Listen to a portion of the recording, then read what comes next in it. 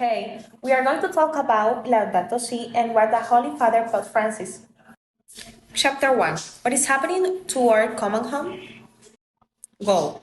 Theological and philosophical reflections on the situation of humanity and the work can sound tiresome and abstract, unless they are grounded in a fresh analysis of our present situation, which is in many ways unprecedented in the history of humanity.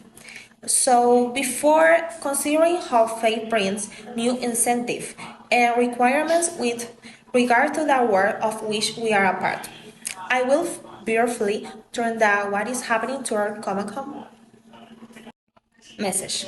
But a sober look at our world shows the degree of human intervention, often in the service of business interests and consumerism, in actually making our year less rich and beautiful. Ever more limited and gray, even as technological advances and consumer goods continue to abound limitlessly.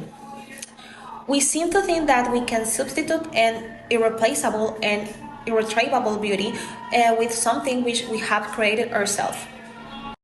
Chapter 2. The Gospel of Creation. Goal.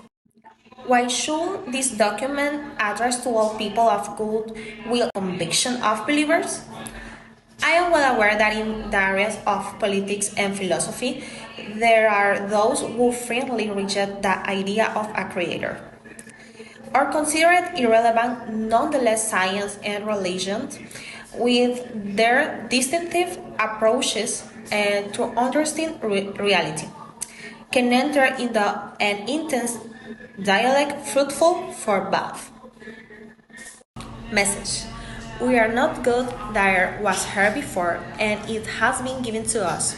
Although it's a truth was we Christians have at times incorrectly interpreted the scriptures nowadays, we must firstly reject the notion that our being created in God's image and given dominion over the earth justifies absolute domination over other creatures. The biblical texts are to be read in their context with an appropriate hermeneutic, recognizing that they used to till and keep the garden of the world.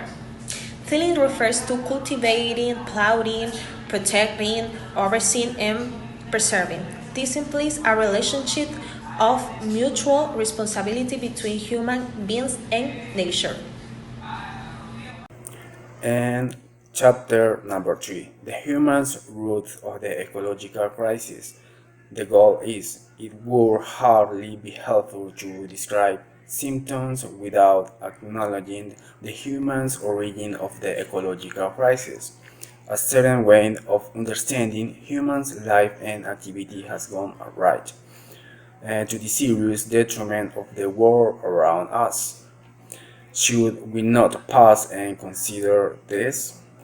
At this stage, I propose that we focus on the dominant technocratic, efficiency, production, and wealth accumulations paradigm and the place of human beings and of human action in the world.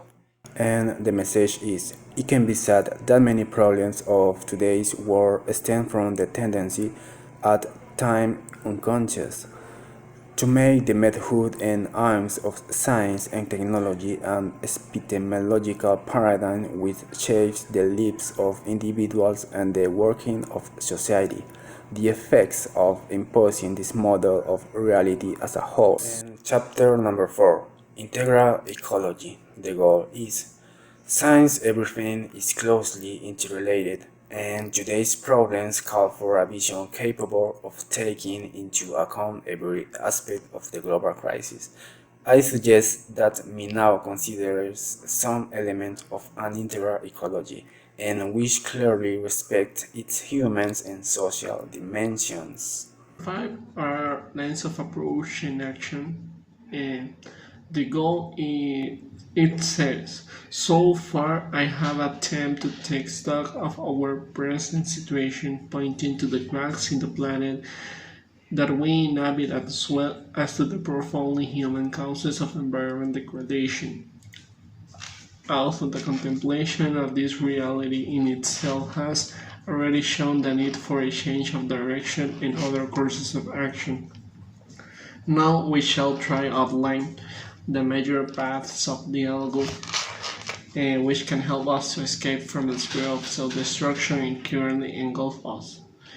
Well, the message that this gives us is the interdependence that obliges us to think of one world with a common plan. Yet the same inequality which has backed an enormous technological progress has so far to prove incapable of finding effective ways of dealing with great environment and social problems worldwide. A global consensus is essential for confronting the deeper problems which cannot be solved by an unilateral actions on the part of individual countries. Now I'm gonna talk about chapter 6, that is the ecological education and spirituality. And the goal is that many things have to change course, but it's human beings above all who need to change. We lack the awareness of our common origin, our mutual belonging, and of the future to be shared with everyone. This basic awareness will be enabled to the development of new convictions, attitudes, and a form of life. A great cultural and spiritual and educational challenge stands before us, and we will demand that we set out the long path of renewal.